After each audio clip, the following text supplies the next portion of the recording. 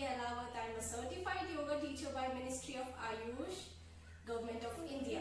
I've been practicing yoga since the age of 9 and I've been teaching yoga from past 10 years. Today I'm here to teach you 5 simple yogasanas, 5 basic yoga postures and 1 simple breathing technique, 1 pranayam which you can incorporate in your daily exercise routine to get benefits of yoga. You can do it as the first thing in the morning or on empty stomach, or you can practice it in the evening or whenever you have some free time for yourself. So practice these asanas properly and hold each of the asanas somewhere between 15 to 20 seconds. So let's get started. The first asana will be Tadasana. So you have to stand tall in Samasthiti, hands beside your thighs, look straight, chin parallel to the ground. On inhalation, start rising high on the toes and then take your arms all the way up, interlock your fingers, turn your palms outwards and stay focused, balanced on your toes. So this asana is very good up to a certain age to increase the height. Also very good posture to correct the faulty stance, the posture of the body, and it allows to remove the congestion from the spinal nerves. A word of caution, those who have acute case of vertigo or varicose veins, please avoid raising the heels of the mat. You can just stand as it is on the feet, looking straight. Just take your arms all the way up, turn your palms upward and completely stretch. Make sure your navel is touching your spine internally and hold it from 15 to 20 seconds. So this was the first posture. The second posture is known as Hastpadastasana or Uttanasana. So this asana is very good asana to make the legs stretch, get the deep stretch in the legs, also make the spine flexible and takes the circulation towards the head more, which allows the skull arteries to oxygenate. Word of caution is those who have acute case of vertebral or slip disc, please avoid this asana or practice it with caution. So the posture will be, first you need to stand straight in Samasthiti. Inhale, raise your arms all the way up. As you exhale, come into Samkonasana and then bend all the way down. Completely exhale, put your hands next to your feet, touch your knees and head together. Hold it there with chin lock, chin on the chest, eyes closed if you can for 15 to 20 seconds and then come back in a similar manner. So quickly I'll show you the side view.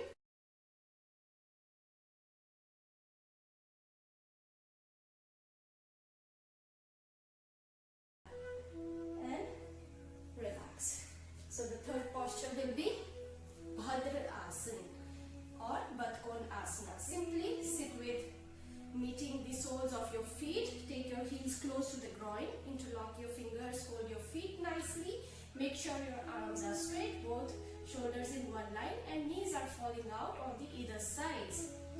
So this asana is very good to take off the stress and strain accumulated in your buttocks, in your legs. Makes your joints flexible, especially your knees and ankles. Also give you a nice hip opening practice. Word of caution, those who have acute case of arthritis or sciatica, please avoid practicing this asana. So sit with spine erect, put a gentle smile on your face, close your eyes and hold it for 15 to 20 seconds. Now after holding this asana, you can also practice Titli Kriya, butterfly action, to open your hips more and get the blood circulation. So that will be our third asana. Fourth asana is a half spinal twist position. For that you have to sit simply in the Dandasana. Then put hands on the sides of your hips. Fold your right leg. So in this asana you can perform this asana from both the sides. First we will do with the right leg and then I will do it quickly with the left leg also. So sit straight, raise opposite arm, that is left arm up if you are first performing with the right leg. Then take this arm across your knee, grab your foot, then take the right hand back, diagonally placed, look over the shoulder at one point and get a beautiful twist going on in the spinal column. So this asana stimulates the pancreas, which in turn secretes insulin. So this asana is specifically done in the management of diabetes in yoga therapy. Also, it improves your digestion, make your spine really flexible and detoxify your stomach. The word of caution is those who have slip disc and vertebral disorder, please avoid doing these asanas. During pregnancy you cannot perform. You can also not perform Uttanasana in pregnancy, the one we have done in a standing position, forward fold in standing position. You should avoid that asana.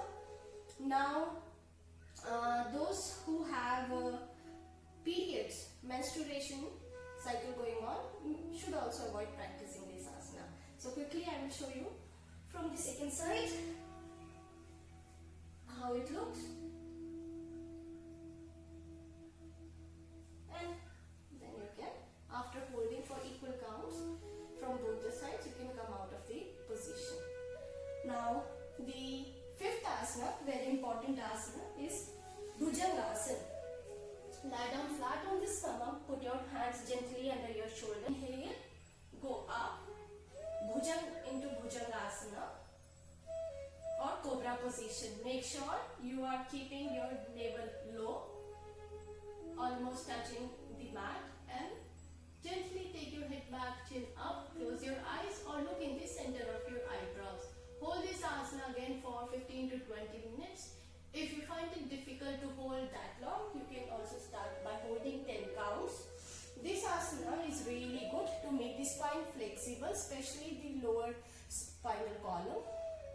Also, those who have any kind of abdominal surgery or going through menstruation, please avoid doing these asanas.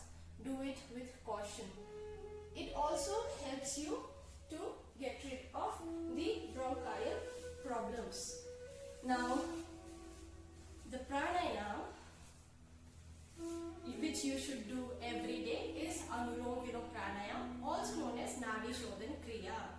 In that, you have to sit simply in Ardha Padmasana, Siddhasana or Full Padmasana or simply Sukhasana. Whichever asana you can hold and sit comfortably in a steady manner for 5 minutes. Just adopt that posture.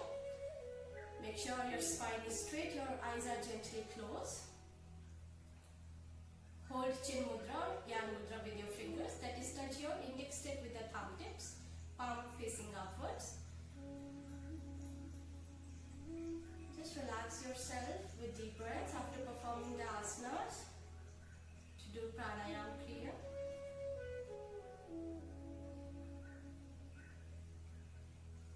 So in Anulom Vilom or Nadi Shodhan Kriya, you need to adopt Nasikray Mudra. For that, fold first 2 fingers of your right hand, then you will block your right nostril with the right hand thumbs. Inhale through left, block it with the right finger, release your thumb. Exhale completely. Inhale back through the right nostril. Block it with thumb, release ring finger, exhale. So this is your one cycle.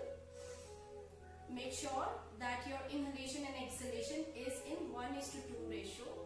For instance, you are inhaling for 5 counts, then you should exhale at least for 10 counts. Do this practice for up to 10 cycles, that you are alternating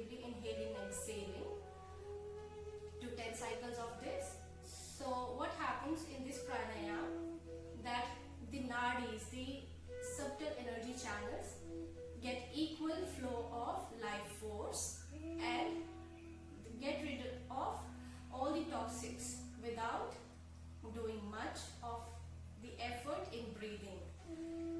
All you need is to breathe deep and slow and maintain 1:2 ratio. So that is it for today,